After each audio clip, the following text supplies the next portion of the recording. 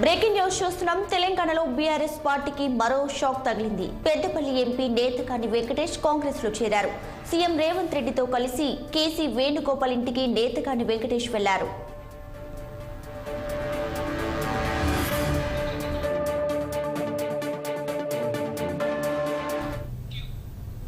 చూస్తున్నాం. పెద్దపల్లి ఎంపీ నేతకాని వెంకటేష్ కాంగ్రెస్ పార్టీలో చేరుతున్నట్లుగా కూడా తెలుస్తుంది. ఇక దీనికి సంబంధించి పూర్తి డీటెయిల్స్ మా ప్రతినిధి రాములు అందిస్తారు లైవ్ ద్వారా. రాములు, చెప్పండి, అధికార పార్టీకి వలసలైతే కొనసాగుతూనే ఉన్నాయి. తాజాగా ఎంపీ నేతకాని వెంకటేష్ కూడా కాంగ్రెస్ పార్టీలో చేరుతున్నట్లుగా కూడా తెలుస్తుంది. డీటెయిల్స్ ఏంటి?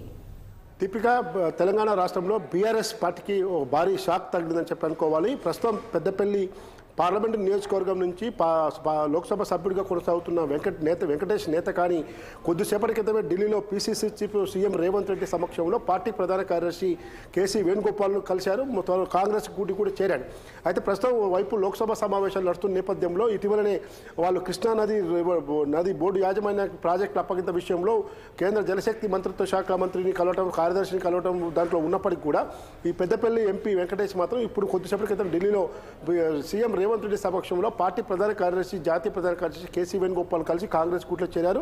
అయితే పెద్దపల్లి పార్లమెంటు నియోజకవర్గం నుంచి వచ్చే లోక్సభ ఎన్నికల్లో అతనికి టికెట్ ఇవ్వరన్న సంకేతాలు ఉన్న నేపథ్యంలోనే ఈ నిర్ణయం తీసుకొని తెలుస్తూ ఉంది. ప్రస్తుతం అక్కడ మొన్న చెన్నూరు ఎమ్మెల్యేగా ఓడిపోయిన సుమన్కి మళ్ళీ టికెట్ ఇస్తారా, లేదు ధర్మపురి నియోజకవర్గం నుంచి ఓడిపోయిన మాజీ మంత్రి కొప్పుల ఈశ్వర్కు ఎంపీ టికెట్ ఇస్తారనే ప్రచారం కూడా పెద్ద ఎత్తున జరుగుతుంది. ఈ నేపథ్యంలోనే ఆయన కాంగ్రెస్ గూటికి చేరినట్టు తెలుస్తూ ఉంది. అయితే గతంలో పెద్దపల్లి నియోజకవర్గం నుంచి వెంకటేష్ ఎంపీగా బీఆర్ఎస్ పార్టీ తరఫున గెలిచాడు. అంతకుముందు జరిగిన అసెంబ్లీ ఎన్నికల్లో అతను ఎక్సైజ్ డిపార్ట్మెంట్లో ఆఫీసర్గా ఉండి ఉద్యోగానికి రాజీనామా చేసి కాంగ్రెస్ పార్టీ తరఫున ఎమ్మెల్యేగా పోటీ చేశాడు. ఎమ్మెల్యేగా పోటీ చేసి ఇదే బాల్క సుమన్ పైన ఓడిపోవడం జరిగింది. ప్రస్తుతం ఆయన బీఆర్ఎస్ పార్టీ ఎంపీగా కొనసాగుతున్నాడు. అయితే కాంగ్రెస్ పార్టీ నుంచి వచ్చిన కొద్ది రోజులకే బీఆర్ఎస్ పార్టీ ఎంపీగా మాజీ ముఖ్యమంత్రి కేసీఆర్ అతనికి ఛాయిస్ ఇచ్చి నిలబెట్టి గెలిపేయడం జరిగింది. ఇప్పుడున్న చెన్నూరు ఎమ్మెల్యే వివేక్ మీద ఈ పెద్దపల్లి వెంకటేష్ గెలవడం జరిగింది. అయితే ప్రస్తుత పరిస్థితుల్లో రాజకీయాల్లో మాత్రం తెలంగాణలో వైపు ఢిల్లీలో సీఎం రేవంత్ రెడ్డి పర్యటన రెండో రోజు కొనసాగుతూ ఉంది. దాంతోపాటు మహబూబ్నగర్ ప్రస్తుత ఎంపీ మన్నె శ్రీనివాసరెడ్డి తనయుడు వాళ్ళ అన్నయ్య కొడుకు కూడా మన్నె జీవన్ రెడ్డి కూడా ఈరోజు కాంగ్రెస్ పార్టీ చేరుతా ఉన్నాడు. అతను రేపు మహబూబ్నగర్ నియోజకవర్గం నుంచి మన్నె జీవన్ రెడ్డి కాంగ్రెస్ పార్టీ తరఫున లోక్సభకు పోటీ చేస్తారని కూడా ప్రచారం జరుగుతూ ఉంది. ఈ పరిస్థితుల నేపథ్యంలో బీఆర్ఎస్ పార్టీ ఓవైపు ఈరోజు తెలంగాణ భవన్లో చాలా కీలక సమావేశం ఏర్పాటు చేసింది. కృష్ణానది బోర్డు యాజమాన్యానికి ప్రాజెక్టుల అప్పగింత మీద దాని ఎంపీలను కూడా ఆహ్వానించినప్పటికీ పార్లమెంట్ సమావేశాల నేపథ్యంలోనే ఎంపీలు హాజరు కాలేకపోతున్నారు. కానీ ఆ ఉమ్మడి జిల్లాలకు సంబంధించిన 4 జిల్లాల ప్రజాప్రతినిధులు, తర్వాత మాజీ ప్రజాప్రతినిధులు, ఇతర ముఖ్య నేతలను కూడా పిలవడం జరిగింది. కానీ ఓవైపు తెలంగాణ భవన్లో మొదటిసారి ఎన్నికల ఫలితాల తర్వాత కేసీఆర్ తెలంగాణ భవన్కి వస్తున్న నేపథ్యంలో ఢిల్లీలో బీఆర్ఎస్ ఎంపీ కాంగ్రెస్ గూటికి చేరడం అనేది కొంత రాజకీయమైన పరిణామం అని చెప్పనుకోవాలి. అది బీఆర్ఎస్కు భారీ షాక్ అని కూడా చెప్పనుకోవాలి. ఇప్పటికే ముఖ్యమంత్రి రేవంత్ రెడ్డిని తన నివాసంలో నియోజకవర్గ అభివృద్ధి పేరుతో తర్వాత ప్రోటోకాల్ సమస్యలు వస్తున్నాయని చెప్పి మెదక్ సొంతం మాజీ సీఎం కేసీఆర్ ప్రాతినిధ్యం వహిస్తున్న మెదక్ జిల్లా ఎమ్మెల్యేలు కొత్త ప్రభాకర్ రెడ్డి, తర్వాత మాణిక్రావు, సునీత లక్ష్మారెడ్డి, గూడెం మైపాల్ రెడ్డిలు సీఎంను కలిశారు. ఆ తర్వాత వాళ్ళు మీడియా సమావేశం ఏర్పాటు చేసి మేము ఎట్టి పరిస్థితుల్లో కూడా బీఆర్ఎస్ని వీడము, ప్రాణం ఉన్నంత వరకు బీఆర్ఎస్తోనే ఉంటామని చెప్పడం జరిగింది. వాళ్ళు చెప్పిన మరి 2 రోజులకే Rajendra Nagar MLA, senior MLA, ఇటీవల అసెంబ్లీ ఎన్నికల్లో బీఆర్ఎస్ పార్టీ తరఫున గెలిచే ఎమ్మెల్యే ప్రకాష్ గౌడ్ నియోజకవర్గ అభివృద్ధి కోసం, తర్వాత నియోజకవర్గంలో పనులున్నాయని చెప్పి సీఎం రేవంత్ రెడ్డిని కలిశారు. ఆయన కలిసిన 2 రోజులకే మళ్ళీ జిహెచ్ఎంసీ మేయర్ గద్వాల విజయలక్ష్మి ఈరోజు సీఎం రేవంత్ రెడ్డిని కలిసింది. ఇట్లా వరుసగా సీఎం రేవంత్ రెడ్డిని వివిధ అభివృద్ధుల పేరుతో, వివిధ కారణాల పేరుతో కలవటం. నిన్న తెలంగాణ మాజీ శాసన మండలి చైర్మన్, బీఆర్ఎస్ పార్టీ సీనియర్ నేత, ఉద్యమ నేత స్వామిగౌడ్ కూడా సీఎంను కలిశారు. ఇవన్నీ పరిణామాలు కూడా రేపు వచ్చే పార్లమెంట్ ఎన్నికల్లోపు బీఆర్ఎస్ను చాలా చాకచక్యంగా చాప కింద నీరులాగా ఖతం చేయాలన్న కాంగ్రెస్ వ్యూహంతోనే ఈ పరిణామాలు జరుగుతున్నాయని చెప్పి తెలుస్తూ ఉంది.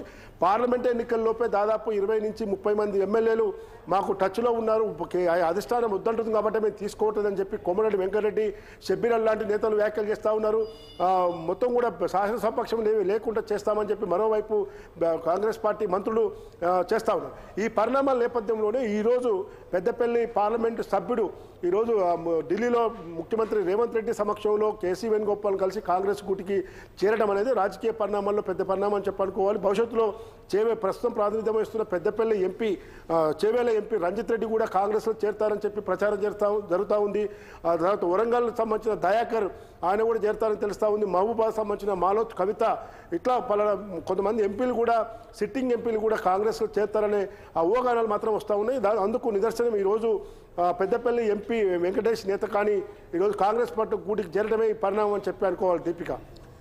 అలాగే ముఖ్యంగా రాము ఇంకొకటి చూసుకుంటే ఇప్పుడు ఈ పార్టీ మార్పు అనేది దీనిపై బీఆర్ఎస్ నేతలు ఎలా స్పందిస్తున్నారు, అలాగే ఈ పార్టీ మార్పు వెనుక ఇప్పుడు ఎలా అంటే చూసుకుంటే ఇప్పుడు ఆయనకి బీఆర్ఎస్ పార్టీకి ఇది ప్లస్ అవుతుంది అనుకోవచ్చా, మైనస్ అవుతుంది అనుకోవచ్చా?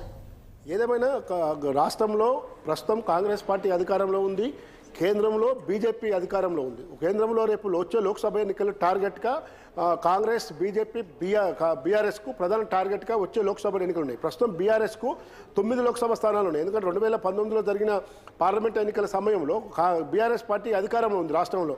అయినా కూడా 9 పార్లమెంటు నియోజకవర్గాలు మాత్రమే గెలిచింది. స్వయాన అప్పుడు సీఎం కేసీఆర్ కూతురు నిజామాబాద్ పార్లమెంట్ నుంచి పోటీ చేసి కవిత ఓడిపోవడం జరిగింది. తర్వాత ముఖ్య నేత వినోద్రావు కరీంనగర్ పార్లమెంట్ నుంచి పోటీ చేసి ఓడిపోవడం జరిగింది.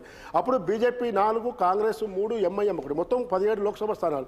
అయితే ఈసారి లోక్సభ స్థానాల విషయంలో 10 నుంచి 12 స్థానాలు కాంగ్రెస్ పార్టీ ఎలాగైనా కవసం చేసుకోవాలని పట్టుదలతో ముఖ్యమంత్రి రేవంత్ రెడ్డి ఆ దిశగా ప్రయత్నం చేస్తున్నారు. మరోవైపు బీజేపీ కూడా కేంద్రంలో ప్రధాని నరేంద్ర మోడీ 3వసారి హ్యాట్రిక్ ప్రధానిగా చూడాలని చెప్పి అది 10 నుంచి 12 స్థానాలు కైవసం చేసుకోవాలని చూస్తుంది. కానీ ఇప్పుడు వచ్చిన సమస్యలా కూడా బీఆర్ఎస్ పార్టీకే 1-2 సీట్లు వస్తాయా లేవనేది మాత్రం పెద్ద ఎత్తున అనుమానం ఉంది. ఎందుకంటే మెదక్ జిల్లాలో కేసీఆర్ ప్రాతినిధ్యం వహిస్తున్న మెదక్ జిల్లానే ఈరోజు మెదక్ ఎంపీ ఈజీగా గెలిచే అవకాశం ఉన్నప్పటికీ కూడా 4 ఎమ్మెల్యేలు మాజీ మంత్రి సునీతా లక్ష్మీతో సహా వాళ్ళందరూ కూడా రేవంత్ రెడ్డి కలవడం జరిగింది.